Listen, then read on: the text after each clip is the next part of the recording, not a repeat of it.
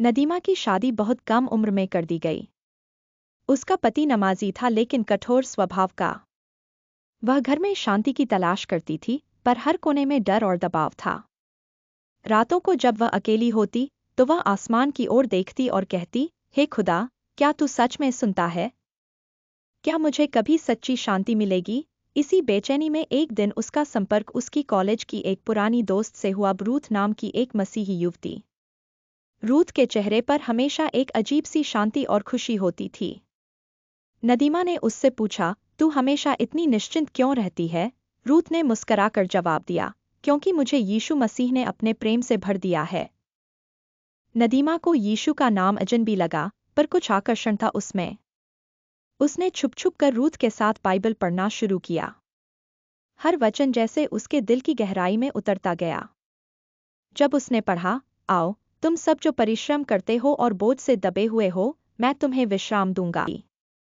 उसी दिन उसने पहली बार अकेले में यीशु से प्रार्थना की, हे यीशु, अगर तू सच्चा है तो खुद को मेरे जीवन में प्रकट कर। कुछ ही हफ्तों बाद नदीमा की बेटी गंभीर रूप से बीमार पड़ गई। डॉक्टर जवाब दे चुके थे।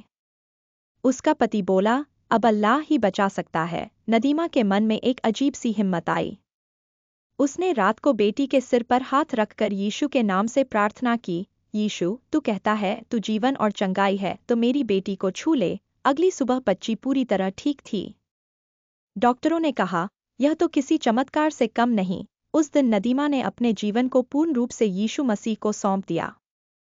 जब परिवार को पता चला कि नदीमा यीशु में विश्वास करने लगी है, तो जैसे तूफान आ गया। पति ने मारना शुरू कर दिया, सास ने कहा, यह हमारे धर्म की बेइज्जती है। पिता ने कहा, अब तू हमारी बेटी नहीं रही। उसे घर से निकाल दिया गया। वह अपनी बेटी को लेकर एक मसीही महिला शरणालय में आ गई। वहीं पर उसने बपतिस्मा लिया और एक नई शुरुआत की। उसने सिलाई का काम शुरू किया और धीरे धीरे अपने पैरों पर खड़ी हो गई। प्रभु ने उसे एक नई आत्मिक परिवार दिया। उसकी गवाही जब चर्च में सुनाई गई तो कई लोगों ने मसीह को जाना। एक दिन उसकी माँ रोती हुई उससे मिलने आई और बोली, तेरा यीशु सच में जीवित है क्या? तू बहुत बदल गई है। धीरे धीरे उसके परिवार के कुछ सदस्य भी प्रभु में आ गए।